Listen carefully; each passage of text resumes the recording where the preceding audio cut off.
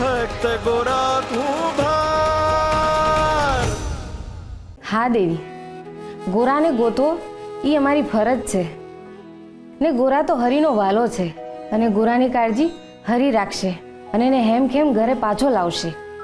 હા, ભગવાન તમારી પ્રાર્થના સાંભળશે જ અને મને વિશ્વાસ છે કે મારો ગોરા જલ્દી ઘેર પાછો આવશે.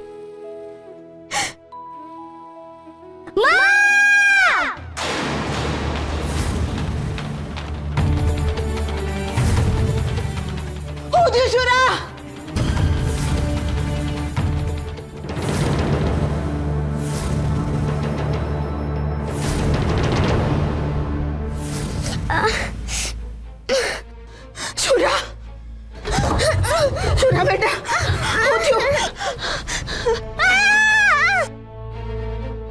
માડી રે, બહુ વાગ્યું બેટા. આ બેડી કેમ નહીં પડી તારા પર? શું કરતો તો બોલ બેટા. હું કપડાની પેટી ઉતારવા ગયો પણ મારો હાથ નતો પોગતો એટલે આખી પેટી મારા પર પડી. પણ બેટા, તારે અટાણે કપડાની શું જરૂર પડી હે? બાપા, આપણી કોઈ વસ્તુ ખોવાઈ જાય તો મેં એમની હાડીમાં ગાંઠ નથી બાંધતી જેથી વસ્તુ જટ મળી જાય. મારી પાસે તો હાડી નથી એટલે મને થયું તમારા હંધાએ કપડામાં ગાંઠ બાંધી દઉં જેથી મારો પહેલો જટ મળી જાય. બેટા, માં, ગાંઠ બાંધીને મારો પહેલો પાછો આવી જશે ને?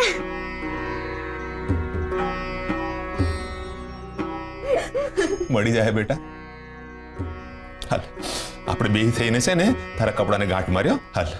હા, હાલો બાપા, આપણે હંધાએ કપડામાં ગાંઠ બાંધી દઈએ જેથી મારો પહેલો જટ મળી જાય. જુએ છે ને હરી, સંબંધો શ્રદ્ધાની ગાંઠ બાંધી રહ્યા છે ને વગર દિવાળીએ મારા ગોરા હાટું દીવડા થાય છે. એના અજવાળામાં મારો ગોરા જડી જાય એવું કાંક કર મારા નાથ. એટલે હવે હંધાય હક્કો ગોરાના હાથમાં? મૂર્ખ, એ ફક્ત મારું સપનું હતું. બાપા, સપનું તો હંધાઈ જોવે છે. આટલા મોટા મંદિરની કૂંચી જો ગોરાના હાથમાં આવી ગઈ તો એના તો ભાગ જ ખુલી ગયા ને. આ તમે જ વિચારો, જીના હાટું મંદિરમાં આવું સપનું છે એને તો આખું મંદિર જ મળી જાય. તારી જીભને અટકાવ મહામૂર્ખ. મેં કહ્યું ને આ ફક્ત મારું સપનું હતું. સપના અને સત્ય વચ્ચે બહુ મોટું અંતર છે.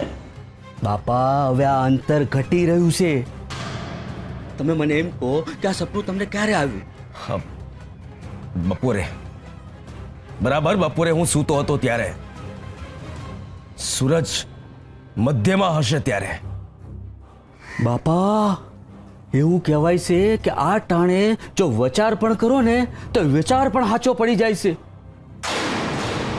અને તમે તો આખું સપનું જોઈ નાખ્યું. હવે આ સપનું સાચું પડી જાય તો? મૂર્ખ, અસંભવ. એવું કદાપી નહીં બને. આ મંદિર પર ફક્ત મારો જ અધિકાર છે અને તમામ હકો હું જ ભોગવીશ. જ્યાં સુધી મારા શરીરમાં પ્રાણ રહેશે ત્યાં સુધી આ મંદિરનો હું જ પૂજારી રહીશ. બાપા, આ તો તમે કહો છો, પણ રાજા સામે થોડું પડાય ના? તમને તો પહેલેથી જ ખબર છે કે આ રાજાને ગોરા કેટલો બધો ગમે છે. જે ગમે એને મંદિરનું આધિપત્ય ના આપી દેવાય. ગોરાને ક્યાં કોઈ શાસ્ત્રનું જ્ઞાન છે? એની સમજ તો તમને જ છે બાપા. પણ બોલું કહેવાય છે ને, રાજા વાજા ને વાંદરા, ઈ ધારે તો શેઠને રંક બનાવે અને રંકને શેઠ બનાવે. પગલા, તું મને ડરાવે છે? ડર લાગે એવી વાત તો છે જ બાપા. આ તો તમને સચેત કરું છું. આ તમારા હાથમાંથી છે ને પૂજારીનું બિરુદ વયું જાય ને એવા ભણકારા વાગી રહ્યા છે. આ તો તમને અવગત કરું છું. એ તો ગોરાના જડ્યા પછી નક્કી થશે કે મારું સપનું ફક્ત સપનું બનીને રહે છે કે પછી હકીકત. માફ કરજો બાપા, પણ એકવાર સપનું હકીકત બની જાય ને તો ફરી એને સપનું નથી બનાવી શકાતું. તો શું કરું? છે કોઈ તારી પાસે બીજો માર્ગ? બાપા, તમારા સેવક પાસે તમારા હાટું માર્ગ ના હોય એવું બન્યું છે આજ સુધી?